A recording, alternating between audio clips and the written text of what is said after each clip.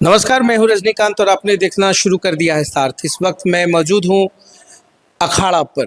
बाबा मनीराम का ये अखाड़ा है और ठीक मेरे पीछे श्री श्री 108 बाबा मनीराम की समाधि है।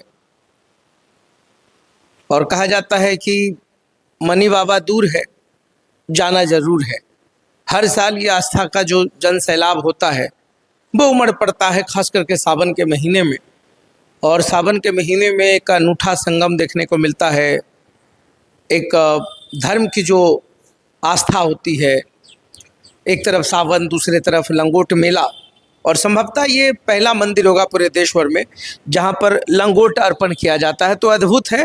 और मेरे साथ न्यास के सचिव जुड़ गए हैं, अमरकांत भारती जी। इनसे हम बात करेंगे और जानने की कोशिश करेंगे इसकी जो खासियत रही है। हालांकि बचपन से लेकर अब तक जो हमें ज्ञात होता रहा है कि 1248 ईस्वी में इस शहर में बाबा मनीराम का पदार्पण हुआ और संभवतः 1300 ईस्वी में उन्होंने जीवित समाधि ली।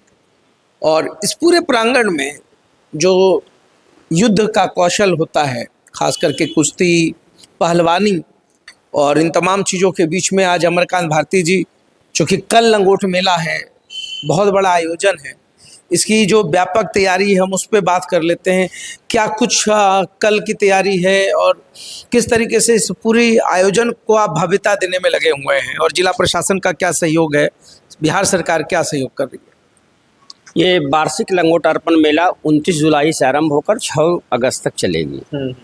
न्यास समिति इस बार कुछ नया किया है। आगे आप मुख्य द्वार जो देख रहे हैं ये काफ़ी जर्जर हो चुका था, इसको नया लुक देने का प्रयास किया गया है, इसकी भव्यता प्रदान की गई है। साथ ही साथ मेले की मैं बात करूं तो बेहतर तरीके से चारों तरफ जो मेला का परिसर है उसको लाइटिंग की व्यवस्था न्यास समिति करवा रही है।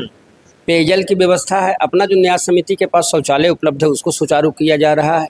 साथ ही साथ जो दूर दराज से श्रद्धालु आते हैं बाबा के दरबार में और रात को अगर रुकना चाहते हैं तो यहाँ उनके ठहरने की भी विशेष व्यवस्था की जा रही है इस बार। एक बात जो आज तक लोग जानना चाहते हैं कि जो मल्ल युद्ध की परंपरा रही, जो कुश्ती रहा, जो पहलवानी रहा, जिसके बारे में खुद बाबा ने लोगों को ज्ञान दिया, सभी को कहा फिट रहिए, मतलब ये तो बाबा का मूल मंत्र रहा। तो ये पहलवानी कहाँ चला गया, दिखता क्यों नहीं है, और युवा पीढ़ी जो है उससे जुड़ क्यों नहीं पाते?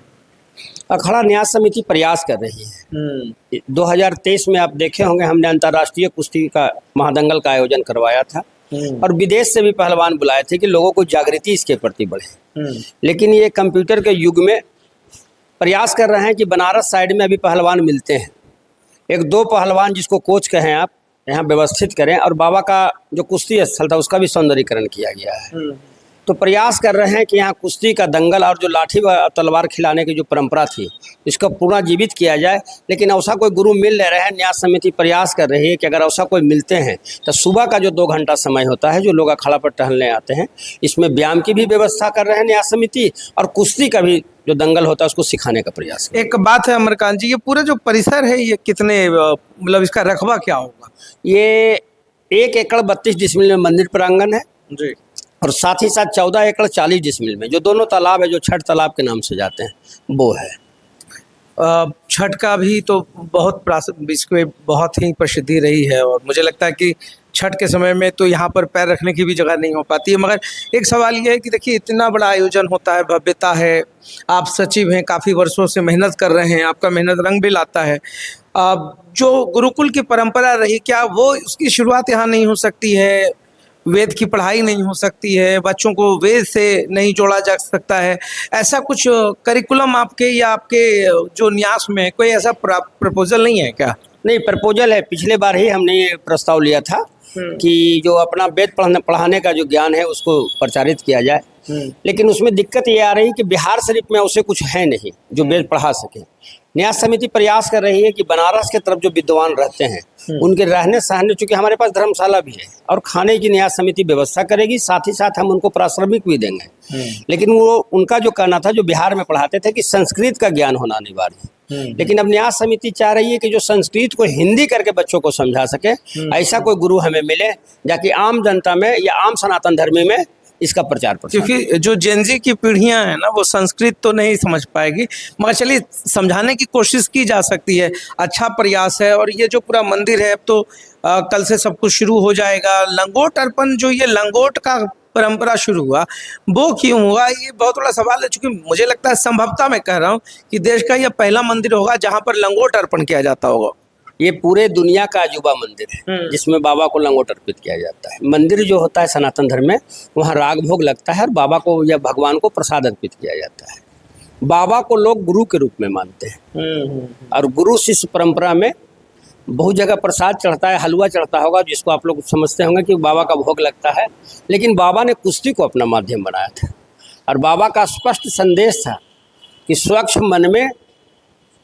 मन तभी होगा जब स्वस्थ शरीर होगा। तो कुश्ती में बाबा को लंगोट ही अर्पित किया जाता है, क्योंकि कुश्ती जो लड़ते थे पहलवान, वो लंगोट अर्पित करते थे। बहुत सारे लोग हैं ना, इंदिरा गांधी, ज्ञानी जैल सिंह, राष्ट्रपति, प्रधानमंत्री अटल बिहारी वाजपेयी जैसे सरीखे लोग, सिकंदर वक्त जैसे लोग इस प्रांगण में आए, उन्होंने लंगोट अर्पण किया। तो ये जो वो तस्वीरें आप मुझे नहीं दिख पाती हैं, हालांकि मेरे पास है।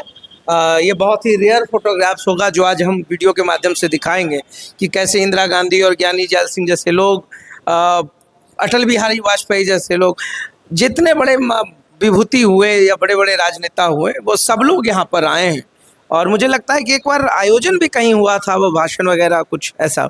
जी, सबसे बड़ी बात है ये 1992 में न्यास बना। हाँ, उसके पहले व्यक्ति विशेष इसके संचालक होते थे और उस समय इसका प्रचार प्रसार इतना नहीं था। और बहुत सारा मैंने प्रयास किया, एक जीवनी लिखने का भी प्रयास किया, कुछ था मेरे पास नहीं। थोड़ा हम लोग घूमे इस प्रांगण को। पहले तो चलिए, बाबा मनीराम का कल से जो लंगोट मेला है वो शुरू हो रहा है।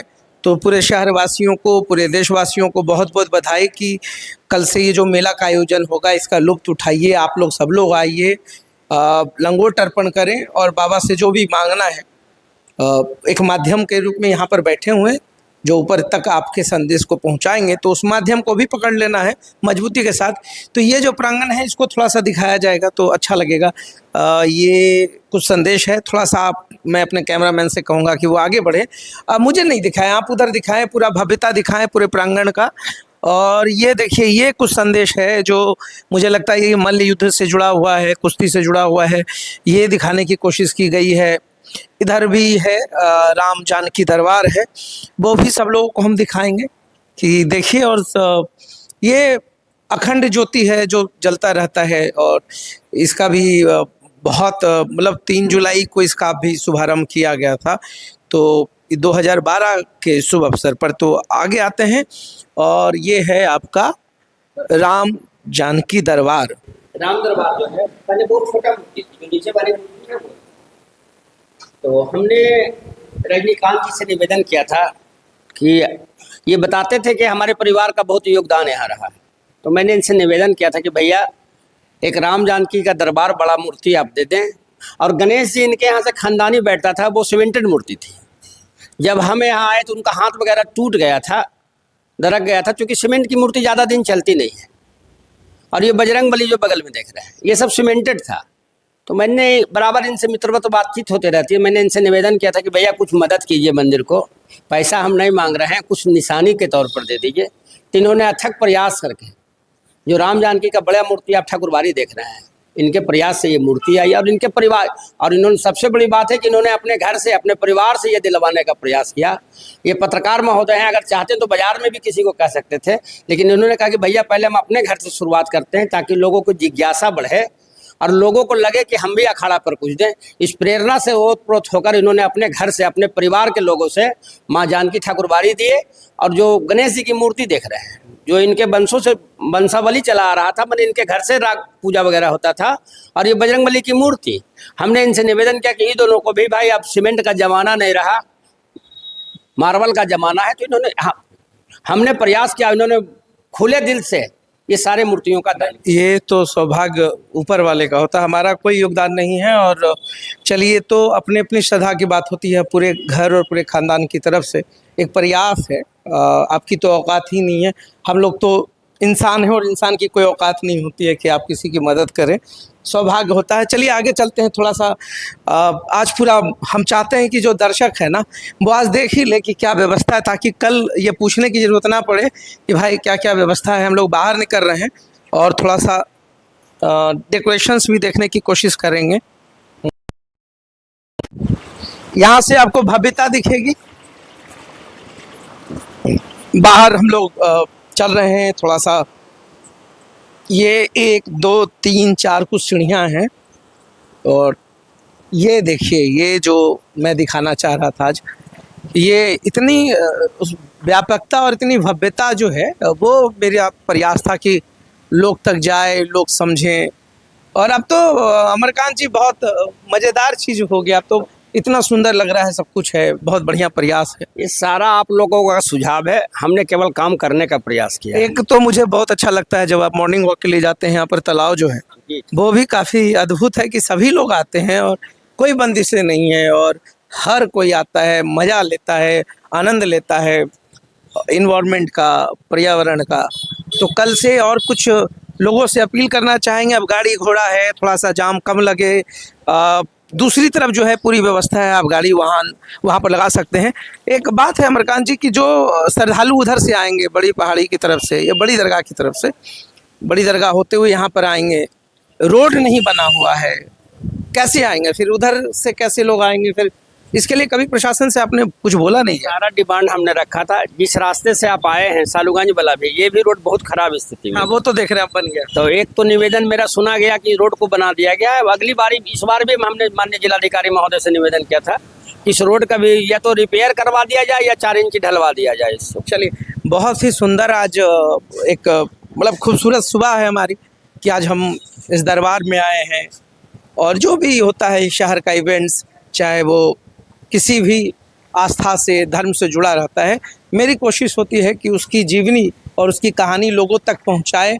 और अच्छा लगा अमरकांत जी, आप बहुत अच्छा कर रहे हैं और मेरी कोशिश होगी कि आने वाले समय में जो गुरुकुल वाला मेरा कॉन्सेप्ट है वो हो जाए, बच्चों के बीच में वेद का ज्ञान मिले। तो हमसे बात करने के लिए आपका बहुत बहुत धन्यवाद। बहुत बहुत धन्यवाद आपका। मैं निश्चित तौर पर कहूँगा कि इस मंदिर का सूरत तो बदला ही है, इसकी सीरत भी बदलूंगा और मेरी तमन्ना है कि पूरे हिंदुस्तान में इस मंदिर की ख्याति प्राप्त हो।